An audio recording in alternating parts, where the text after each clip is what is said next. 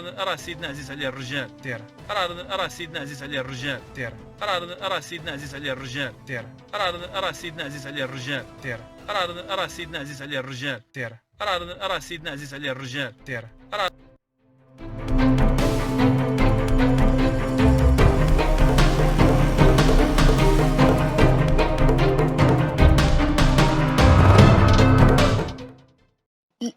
Les médias qui vous ont invité vous ont surtout parlé de la partie sur le Tout Paris. Moi, je vais vous parler de la partie d'avant, et notamment à un moment où vous parlez de la pédophilie.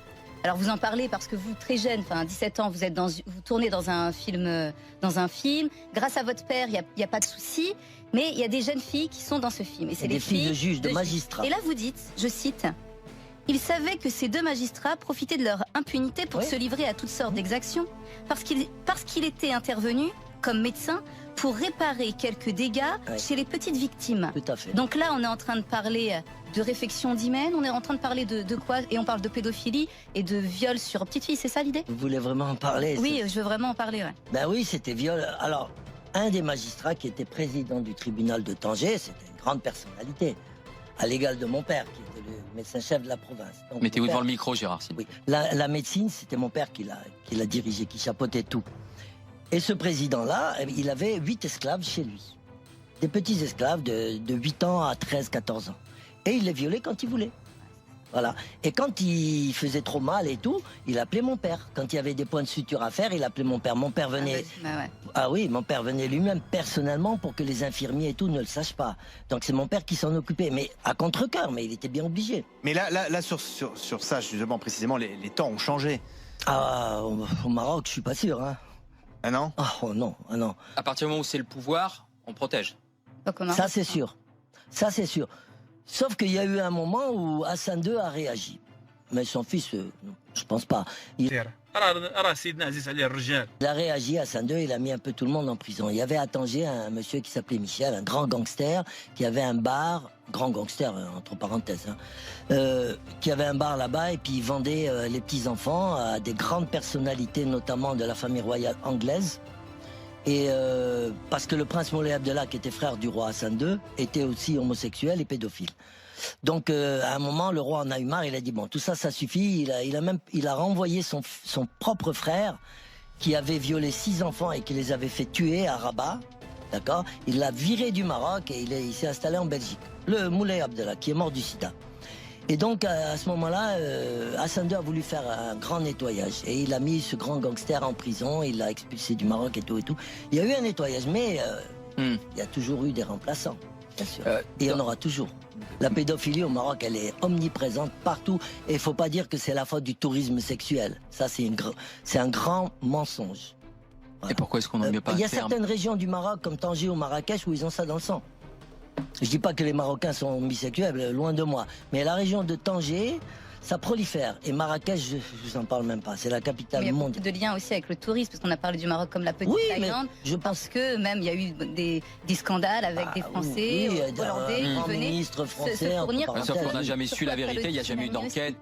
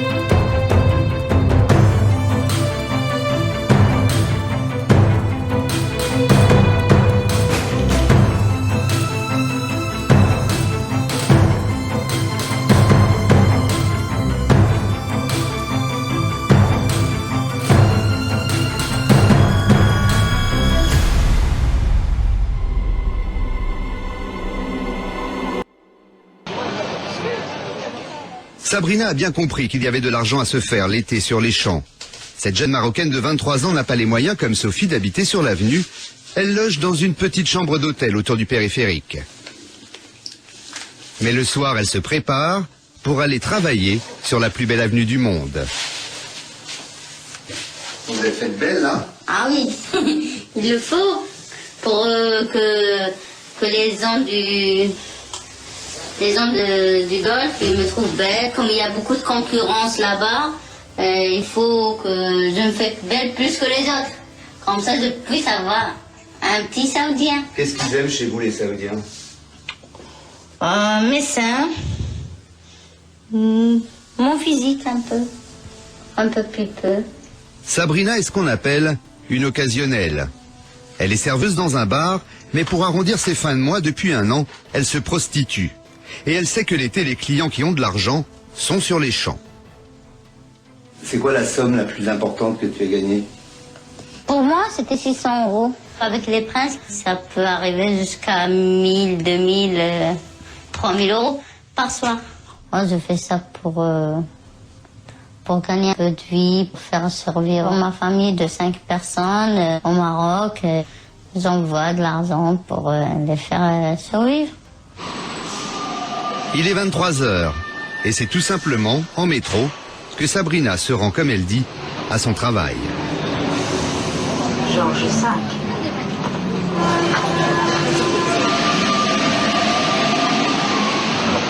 En sortant du métro, Sabrina sait qu'elle va devoir se faire la plus discrète possible.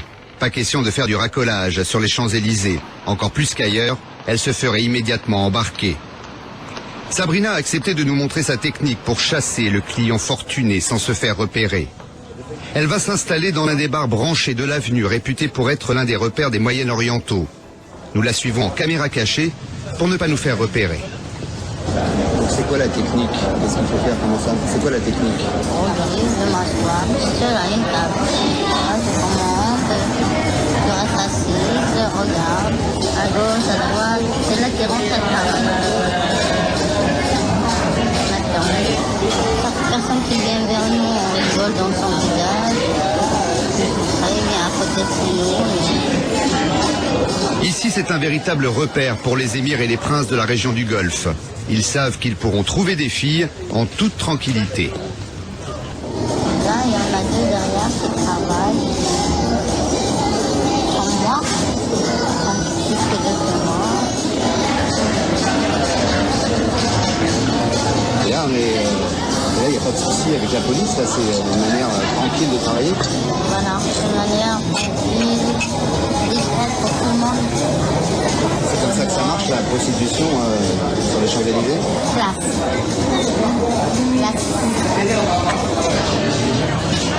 Ce soir, les rencontres tardent à venir. Alors Sabrina décide de s'installer en terrasse, où ça semble plus animé. Il est 2h du matin, elle vient de repérer un éventuel client. Un petit regard, un sourire, l'homme engage la conversation.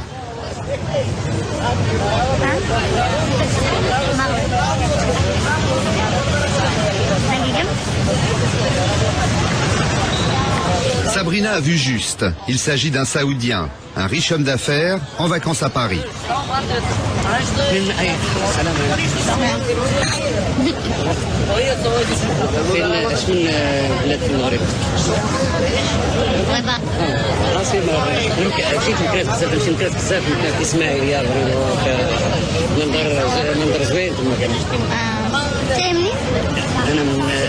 جدة تعرفي جدة؟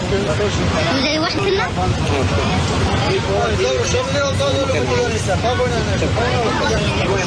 في سيما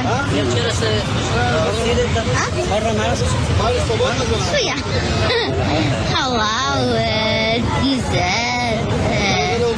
بتنزه بنسى شوية ما لبت شوية في باريس زوين باريس زوين بلد الحب جديدة ما خلابة ما كيف أنا في متى جيت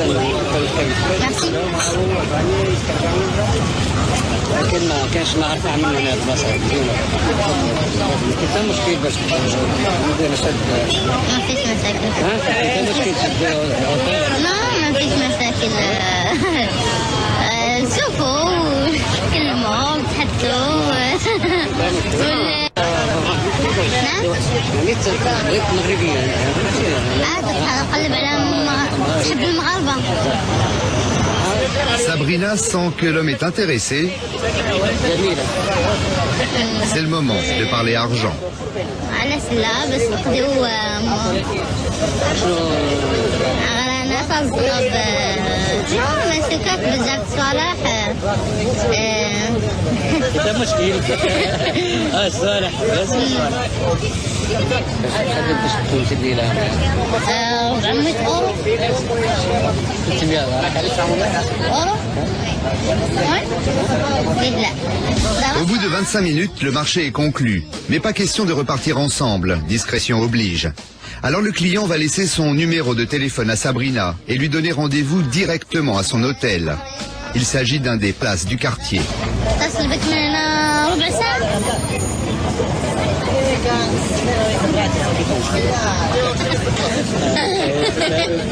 À tout à l'heure. À tout à l'heure. Sabrina est donc invitée dans un palace du quartier des Champs-Élysées. C'est ça aussi son luxe de prostituée.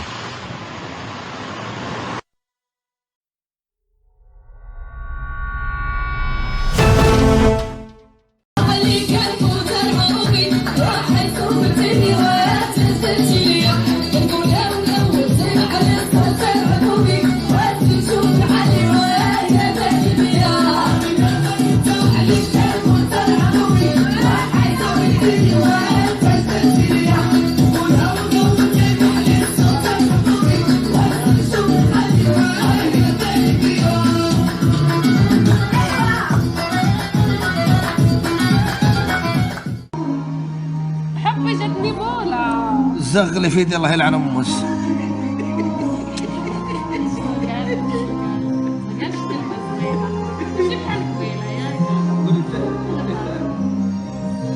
قرب انا في البحرين ولا في الجنه الله يلعن امك.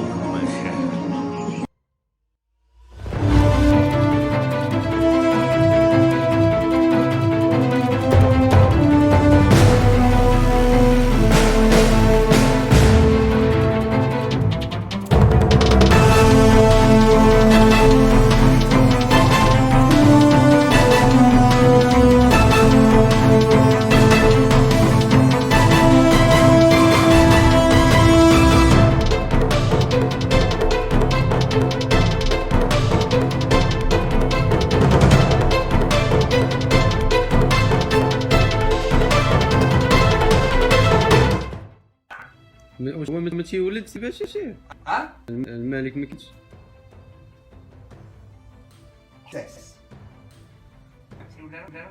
كيفاش حساس كيمشي وين واحد ما تيولد باش شي الملك ما كيتش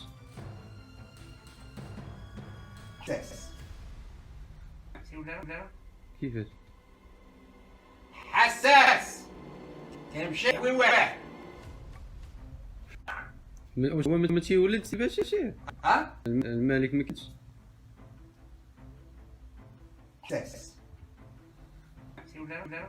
كيفاش حساس كيمشي وين واحد ما تيولد باش شي الملك ما كيتش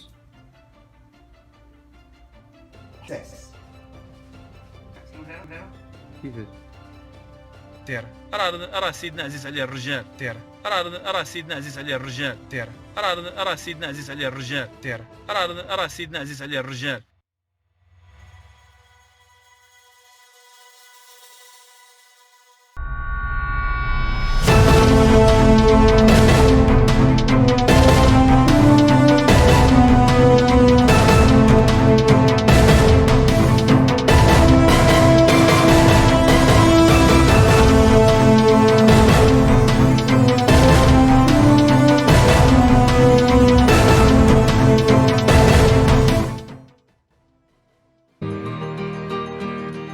Prendre un enfant dans ses bras,